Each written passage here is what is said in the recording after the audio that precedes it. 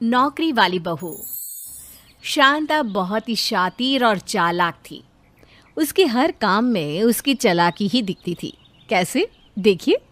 अरे कमली, जरा मेरे घर में 2-4 आलू तो काट दे। कमली शांता के पड़ोस में रहने वाली लड़की थी। नहीं चाची, मेरे कॉलेज का एग्ज़ाम है। वैसे भी माँ मना करती है आपका काम करने को। अरे पड़ोसी हो तो बोल दिया। और क्यों भला मना करती है वो मेरे घर का काम करने के लिए? हैं? बोलो। तभी कमली की माँ और शांता की पड़ोसन बाहर निकल आती है। इसलिए क्योंकि मेरी बेटी पढ़ाई लिखाई वाली है। खुद की जवान बेटी बिठा रखी है, लेकिन मजाल है उससे कुछ काम करवाओ। अरे ससुराल में क्या मुंह दिखाएगी कि वहाँ भी तो मेरी कमली को साथ भेजेगी शांता। कैसी बात कर रही हो कमली की माँ? अरे कमली को मैंने कभी आशा से कम समझा है क्या?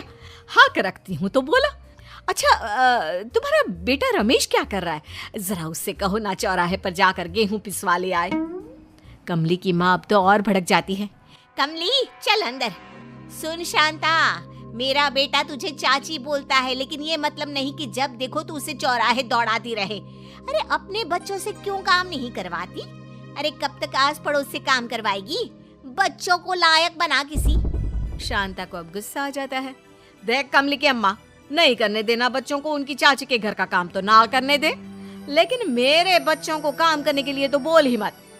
अरे राजा रानी की तरह पाला है मैंने अपने बच्चों को, वो कभी कोई काम नहीं करेंगे। हाँ। खैर दिन बीतते हैं। शांता का बेटा अवधेश शादी लायक हो जाता है तो शांता को चिंता सताती है कि भाई अब बेटी की शादी कर ही देनी चाहिए। लेकिन सवाल ये कि जब पूछेंगे कि लड़का करता क्या है तो क्या कहेंगे? तो क्या करता है आपका अवधेश? अरे करना क्या है, मेरी पेंशन है, इतना बड़ा मकान। बुरा न मानना बहन जी, मकान के पत्थर तोड़कर तो नहीं खाएंगे ना। करता क्या है लड़का, मतलब कमाता कैसे है? कमाता होता तब माँ कुछ कहती ना। कमाई के नाम पर तो वो सारा दिन खटिया तोड़ता है। अब वो क्या है ना, बिजनेस करने की सोच रहा है वो। सोच रहा है तो सोच लेने दीजिए, जब सोच कर काम शुरू कर दे तो हम आ जाएंगे। ये बोलकर लड़के वाले खड़े हो जाते हैं और जाने लगते हैं कि शांता चिल्ला कर कहती है, अरे जाओ जाओ, मेरा बेटा जिस दिन कुछ बन गया ना तुम जैसों को तो मैं पूछूंगी नहीं। बड़े आए, लड़का क्या करता है? अरे लड़का है वो क्या कम है? बड़ा मकान है, इकलौता है और देखने में इतना सुंदर कि चांद भी शर्मा जाए। अरे क्या है माँ, क्यों चिल्ला रही हो? गए ना वो लोग, अब जा खाना दे दे मुझे, फिर मुझे सोने भी तो जाना है। तभी शांता की बहन आ जाती है। अरे मेरी बहन कैसी है? बड़ा मूड ऑफ था, अच्छा हुआ कि तू आ गई। क्यों, क्या हो गया दीदी? मैं तो तुम्हें इतना मानती हूँ कि क्या बताऊँ। मैं तो कहती हूँ जैसे तूने घर संभाला है, बच्चे देखे हैं, कोई नहीं कर सकता। अब तू ना ज्यादा ही तारीफ कर रही है। मैंने तो बस बच्चों को राजा रानी की तरफ पाला है। वही तो दीदी, और वो भी तब जब चवन्नी सी इनकम हो। क्यों? तभी आशा आ जाती है। हाय मौसी, कैसे आना हुआ? आ गई है तो ये ले पकड़ कंघी, मेरी चोटी खोलकर दोबारा बना दे। वैसे जब तू आई थी ना पिछले हफ्ते, तभी की बनी है। मेरी तो हिम्मत ही नहीं हुई कि मैं खोलूं और बनाऊं। क्या 1 हफ्ते से बाल नहीं बनाया है? नहीं ना, खुजली भी होने लगी है मौसी। लेकिन क्या करूं, कोई है ही नहीं कि मेरे बाल ठीक कर दे। माँ सारा दिन लोगों को ढूंढने में निकाल देती है कि कौन क्या काम करेगा। बाकी मैं और भैया कभी धूप सेंकते हैं तो कभी हवा खाते हैं। मौसी भांजी के बाल ठीक करने में लग जाती है। फिर देख शांता, तुझे मैं एक बात बताती हूँ, घर में बहू लाना तो जरूरी है, नहीं तो समाज बातें करेगा। अभी तो चल आशा की उम्र नहीं है शादी लायक, कोई भाभी आ जाएगी तो इसे भी पार लगा देगी। अरे तो मैंने कब मना किया है कि मैं शादी करना नहीं चाहती? अरे मैं तो आज कर दूं, लेकिन जिसे देखो वो नौकरी पूछता है। और तू तो जानती है अवधेश नौकरी कैसे करेगा? सारा दिन बैठे रहना कहाँ पॉसिबल है उसके लिए।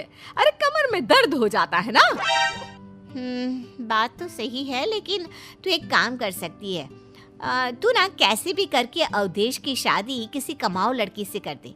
फिर क्या, तुम लोगों की आर्थिक परेशानी भी खत्म हो जाएगी। लड़की काम करेगी और घर संभालेगी, है ना? लेकिन ऐसी लड़की क्यों शादी करेगी अवधेश भैया से? हाँ, बोल तो ये पगलिया से ही रही है बहन, क्यों करेगी शादी? मौसी कुछ सोचकर कहती है, वो इसलिए क्योंकि वो अनाथ होगी, उसके कोई घर वाले नहीं होंगे, बस किसी तरह खुद का गुजारा चला रही होगी। बोलो तो देख लो ऐसी लड़की। अरे नेकी और पूछ, अरे जा जरा जल्दी कर ले। अब क्या था, शुरू हो जाता है सिलसिला अनाथ लड़की ढूंढने का। आए दिन कोई ना कोई आता, लेकिन अब शांता खुद ही मना कर देती। फिर एक रोज एक बुढ़िया एक लड़की का हाथ पकड़कर शांता के घर आती है। ये मेरी पोती है, पढ़ी लिखी, नौकरी पेशा है, इसका मेरे सिवा कोई नहीं। बचपन से ही बहुत दुख देखे हैं इसने। मैं चाहती हूँ आप इसे अपने घर की बहू बना ले।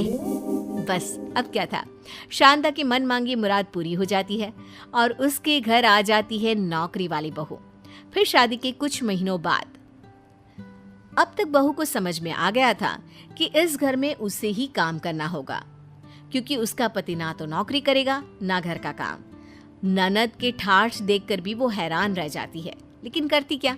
फिर एक दिन किचन में काम करते वक्त, बहू क्या हो गया, रो क्यों रही हो?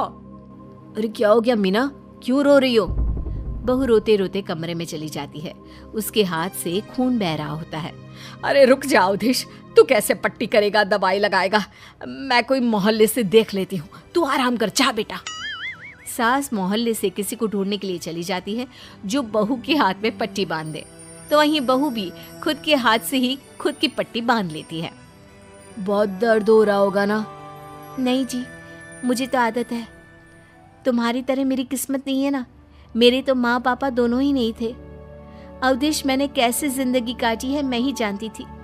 सब कहते थे कि शादी के बाद मेरा जीवन पलट जाएगा, लेकिन नहीं, पहले अकेले की जिम्मेदारी थी, अब पूरे घर की। देखो ना, मेरे तो जख्म पर मलहम लगाने के लिए भी बाहर से कोई आएगा। काश मेरी भी किस्मत में पति की कमाई होती, पर खैर मुझे कोई शिकायत नहीं है। तुम लोगों ने अपना घर दिया रहने के लिए, मेरे लिए तो वही बहुत है। मीना अपनी बात कहकर खुद ही किसी तरह पट्टी लगाकर चली जाती है, लेकिन उसकी बात अवधेश को चुभ जाती है। फिर अगले रोज वो बन ठन कर खड़ा होता है। अरे कहाँ जा रहा है? आज तो कोई काम भी नहीं है घर का, फिर क्या करेगा बाहर जाकर? बेटा बाहर ना बहुत गर्मी है, मत जा मेरे लाल। माँ, मैं काम पर जा रहा हूँ, मेरी भी नौकरी लग गई है। अब मैं भी कमाऊंगा और अपनी बीवी को सम्मान की जिंदगी दूंगा, जिसकी वो क्या हर औरत हकदार होती है।